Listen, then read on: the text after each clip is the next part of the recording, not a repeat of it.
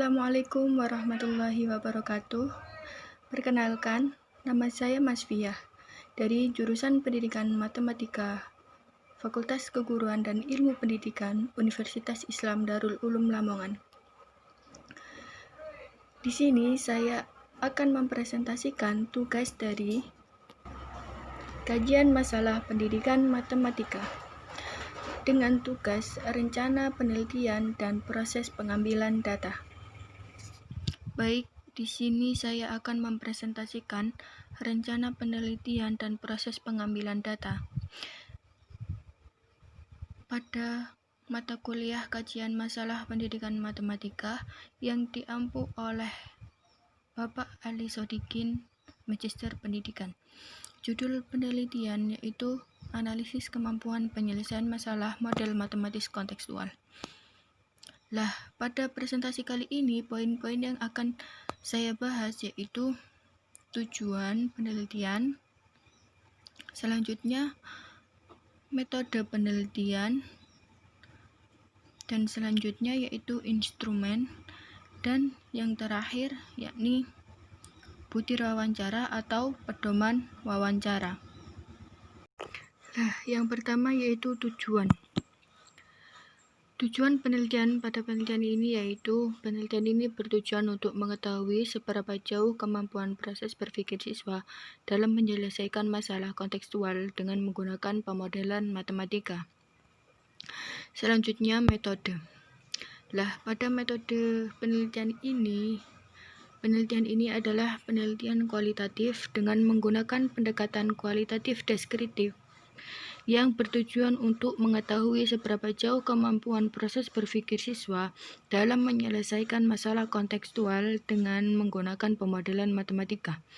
Lah, subjek pada penelitian ini adalah siswa-siswi kelas 8 SMP Negeri 2 Modo sebanyak 3 siswa yang berkemampuan tinggi, sedang, dan rendah.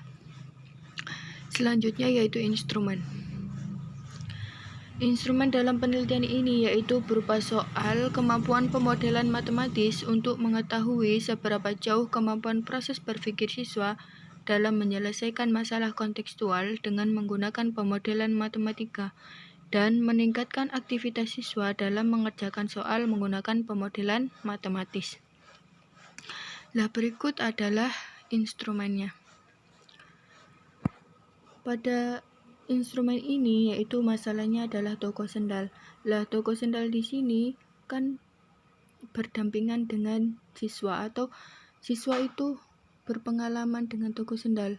Maksudnya kan kontekstual itu yang siswa pernah mengalami hal tersebut.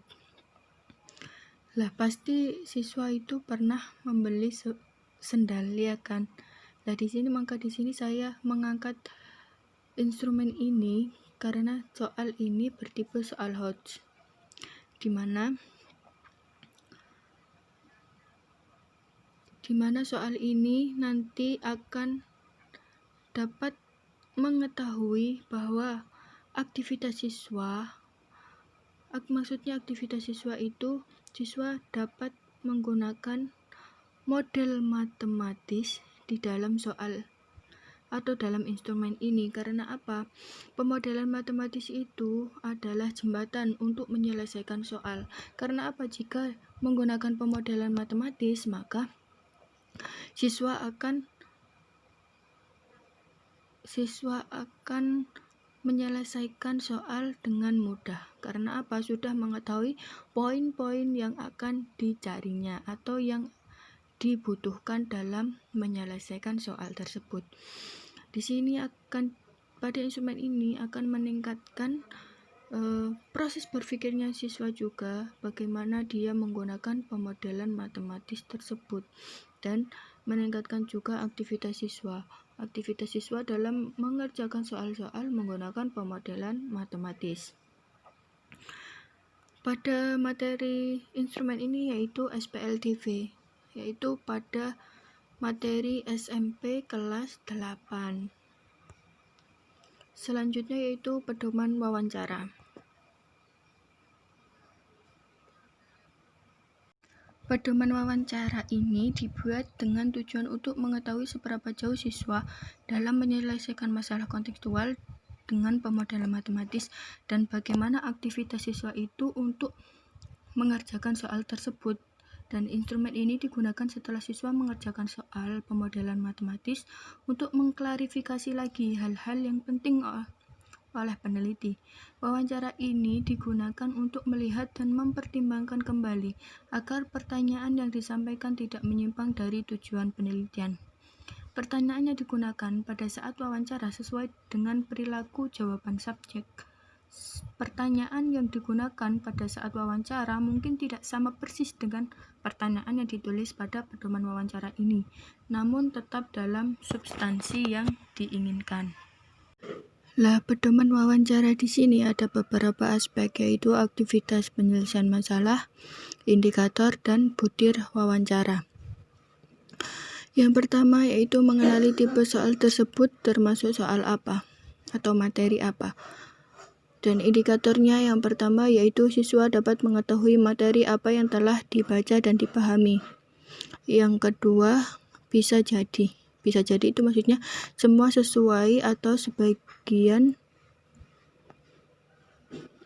sesuai, informasi tidak lengkap. Dan yang ketiga yaitu siswa menemukan ketidaksesuaian masalah yang dikerjakan dengan apa yang diketahui sebelumnya. Dan butir wawancaranya yaitu yang pertama, apakah sudah tahu soal ini termasuk ke dalam materi apa? Yang kedua, apakah kamu pernah menyelesaikan soal seperti ini? Dan yang ketiga, apakah informasi dari soal tersebut dapat membantu untuk mengerjakan soal tersebut? Dan yang kedua yaitu mengidentifikasi jalan-jalan solusi. Di sini indikatornya yaitu siswa mampu menyebutkan dugaan alternatif solusi yang masuk akal dan mungkin ditempuh untuk menjawab masalah berdasarkan pengalaman. Di sini ada beberapa butir wawancara. Yang pertama yaitu bagaimana mengerjakannya dan cara apa yang kamu gunakan.